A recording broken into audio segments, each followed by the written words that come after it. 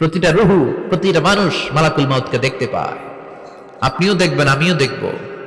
মুমিনদের কাছে এসে মালাকুল মাউত একজন যুবকের বেশে সাদা ধবধবে জুব্বা পরে সুগন্ধি মেখে মুমূর্ষু ব্যক্তির শিয়রে বসে বলে, ইয়া আইয়াতুহান নাফসুল মুতমাইন্নাহ, হে প্রশান্ত আত্মা, উখরুজি ইলা মাগফিরাতুল্লাহি ওয়া রিদওয়ানি, আল্লাহর ক্ষমা আর দয়ার দিকে বের হয়ে আসো। বলা মাত্রই মুমিনের আত্মাটা স্মুথলি বের হয়ে আসে। কাফান মিন আকফানিল জান্নাহ, হানুত মিন হানুতিল জান্নাহ, জান্নাত থেকে আনা সুগন্ধি কাফনের মধ্যে পেঁচিয়ে তিনি রূহটাকে নিয়ে ইল্লিনে চলে যায়। সরাসরি দেখে মালাকুল মাউতকে। আর যারা ইসলাম বিরোধী, কোরআন বিরোধী, তাদের সামনে এসে মালাকুল মাউত ত্রাস সৃষ্টি করে। আগে ধমক। হাইওয়েতে মাঝে মাঝে ডাকাতি হয় না? বাসগুলোর মধ্যে যখন ডাকাতি হয়, বাসে থাকে 50 জন, ডাকাত ঢুকে 5 জন। এই 5 জনের ভয়ে সবগুলো পেশাব করে দেয়, কারণ ত্রাস সৃষ্টি করে। এসেই চাইনিজ কুড়াল দিয়ে আগে কুবায় দেয় 4-5 জনের। রক্ত দেখে কি দেওয়ার সব আগে রেডি করে রাখে। মালাকুল মাউত এসে কাফের, নাস্তিক, মুশরিকদের সামনে সেরকম একটা ত্রাস সৃষ্টি করে। ভয়ে লোকটা কাঁপতে থাকে। ওর কাছে ভদ্র ভাষায় কথা বলে না, সুন্দর জামা পরে আসে না, কালো কুচকুচে চেহারা, ভয়ঙ্কর একটা রূপ নিয়ে, আকৃতি নিয়ে ইসলাম বিরোধীদের মাথার সামনে আসে। দুর্গন্ধযুক্ত চেহারার দেহ নিয়ে ধমক দিয়ে বলে, ও পাপাত্তা, ইয়া আইয়াতুহান নাফসুল খাবিসা উখরুজি ইলা গাদাবিল্লাহ, হে পাপাত্তা, আল্লাহর রাগ, ক্রোধ আর গজবের দিকে বের হয়ে আয়। মুমিনের আত্মা বলার সাথে সাথে যেমনি মুমিনের দেহ থেকে বের হয়ে জান্নাতি কাফনের ভেতরে ঢুকে, কাফেরদের আত্মাও কি এরকম তাড়াতাড়ি বেরোতে চায় নাকি? কাফেরদের আত্মা বেরোতে চায় না। ডানে দৌড়, বায়ে দৌড়, সামনে দৌড়, পেছনে দৌড়, আহা, দৌড়াদৌড়ি করে। মালাকুল মাউত এটাকে টেনে হিচড়ে, একটা জীবিত ছাগলকে জবাই না করে তার চামড়া উল্টার দিকে টেনে হিচড়ে বের করলে ছাগলটা যত কষ্ট পায়, এর চেয়ে কমসে কম 70 গুণ বেশি কষ্ট দিয়ে কাফের, মুশরিক আর গাদ্দারদের রূহ কবজ করা হয়। আল্লাহ, এই পরিস্থিতি থেকে তুমি আমাদের বাঁচাও। মুমিনদের রূহ যেমনি কবজ হয়, ওইভাবে রূহ কবজের ব্যবস্থা করে দিও। ঈমানের মৃত্যু নসিব করে দিও, শাহিদি মৃত্যু নসিব করে দিও। আমাকে শহীদ করে সেই মিছিলে শামিল করে নিও, যে মিছিলের নেতা মীর হামজা, খোবায়েবে খাব্বাব, আল্লাহর কাছে ছিল অতি প্রিয়, শামিল করে নিও। আমাকে শহীদ করে সেই মিছিলে শামিল করে নিও। পড়েন আমিন। আর জোরে পড়েন আমিন। তার মানে বিমান দুর্ঘটনায় হোক, কিংবা লঞ্চ ডুবিতে হোক, কিংবা আগুনে পড়ে হোক, কিংবা আত্মঘাতী হামলায় হোক, যে যেখানেই মারা যায়, কবরের 3টা প্রশ্ন তার জন্য আছে না নাই? ইসলাম বিরোধীদের জন্য প্রশ্ন 3টা, আপনারা যারা মুমিন তাদের জন্য 4টা। আপনাদের জন্য একটা বেশি, আলহামদুলিল্লাহ। কোন কবরে এসে প্রথম প্রশ্ন করবে, মুনকার নাকির যখন চলে আসবে, 40 কদম যখন আত্মীয় স্বজনরা লাশটাকে কবরের মধ্যে দিয়ে 40 কদম চলে যায়, তখনই ফেরেশতা চলে আসে। আহা, শেষ, সব শেষ। এসেই পরীক্ষা শুরু। মার রব্বুক, তোর রবের নাম কি? চিল্লায় বলেন, আমাদের রবের নাম কি? আমরা বলবো রব্বি আল্লাহ, আল্লাহ আমারে রব।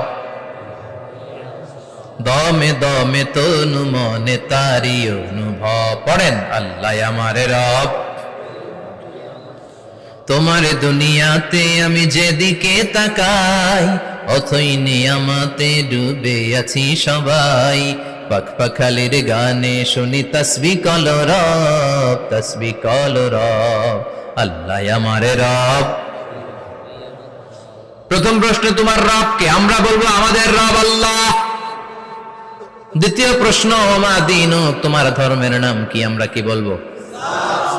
তৃতীয় প্রশ্ন, বিশ্বনবীর চেহারা দেখিয়ে বলা হবে, আতারিফু হাদার রাজুল, এই লোকটারে চিনো নাকি? আমরা বলবো চিনি, আমাদের প্রাণের নবী, ঠিক কি না?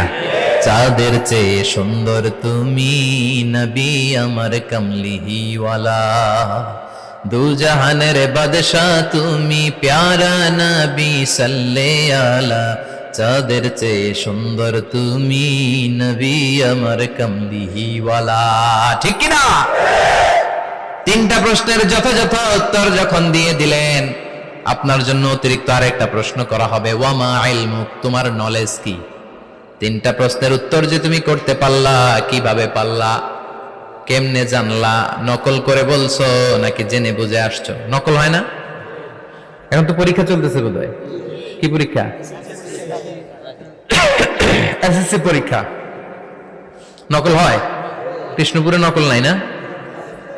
এখন মনে হয় এগুলো একটু কমছে। একটা সময় ছিল অনেক নকল হইতো।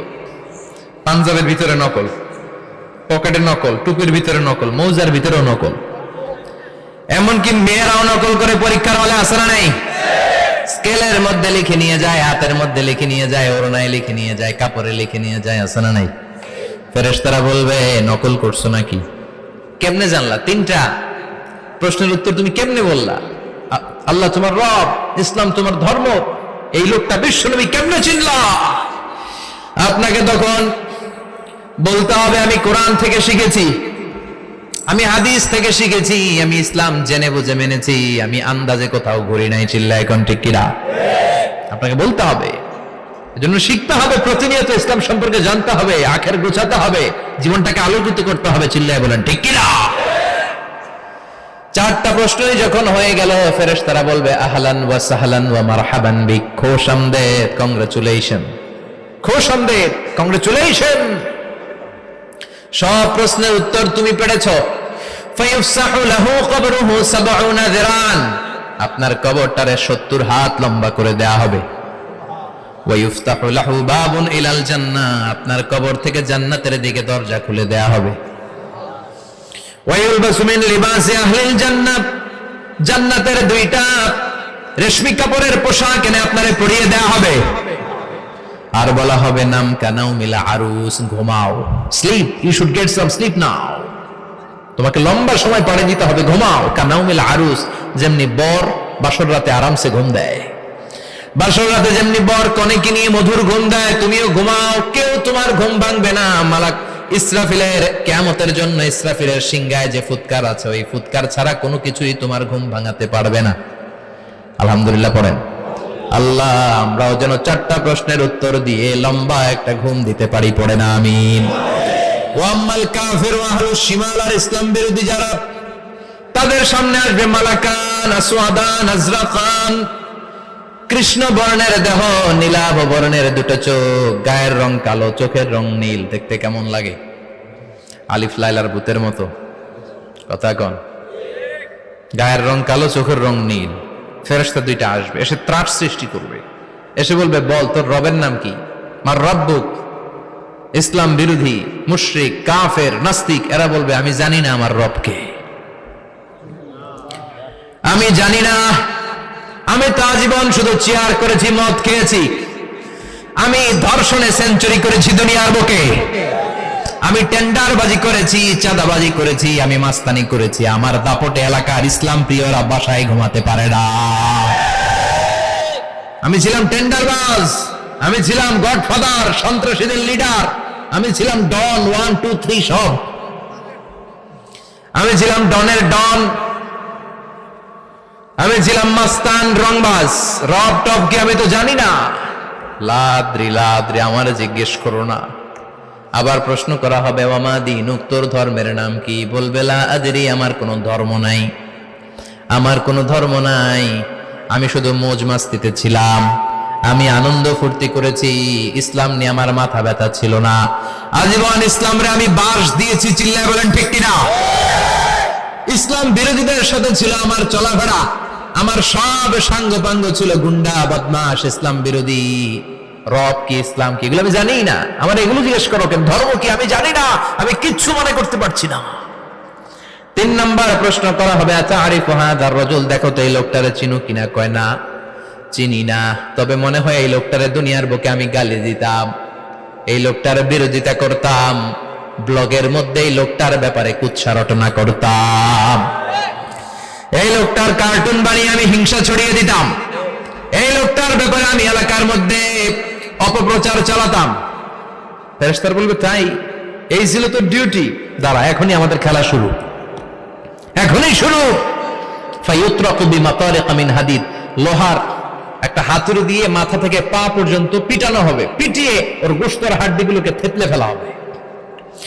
ওয়ায়ুকালু লিল আরদি ইলতাইমি, কবরের দুই পাশের মাটিরে বলা হবে এবার দুই দিক থেকে তোরা চাপ দে।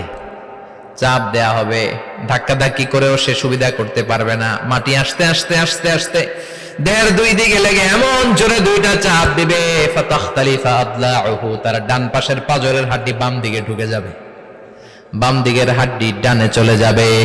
বিশ্বনবী বললেন এই হাতুড়ি দিয়ে পিটানোর শাস্তি, কবরের চাপ দেওয়ার শাস্তি চলতেই থাকবে হাত্তাল কিয়ামা, কিয়ামত পর্যন্ত। আল্লাহ এই কবরের শাস্তি থেকে আমাদের বাঁচাও। আমরা এই আযাব পেতে চাই না, আমরা যেন ঠিকভাবে কবরের 4টা প্রশ্নের উত্তর করে দিয়ে লম্বা ঘুম দিতে পারি। আল্লাহ তুমি তৌফিক দাও। এজন্য আল্লাহ বললেন গোলাম দুনিয়া নিয়ে পাগল হয়ে থেকো না, এই দুনিয়ার জীবন আসল জীবন নয়, আসল জীবন হলো কবরের জীবন। জোরে বলেন ঠিক কিনা? এই জন্য মাঝে মাঝে কবরে যাবেন, কবরস্থানে দাঁড়িয়ে চিন্তা করবেন এই জায়গায় আমারও আসতে হবে। দিন যাবে, রাত আসবে, বৃষ্টি হবে, শীত আসবে, কেউ আমার দেখতে আসবে না, একা থাকতে হবে। একা, বড় একা, অন্ধকার, বড়ই অন্ধকার। ওই কবরের জীবনের সামান গোছানোর দরকার আছে না নাই? ওই কবরে সুখে শান্তিতে থাকতে চাইলে নামাজ পড়ার দরকার আছে না নাই? কোরআন পড়ার দরকার আছে না নাই? ছেলে মেয়েগুলোরে মানুষের মতো মানুষ করার দরকার আছে না নাই?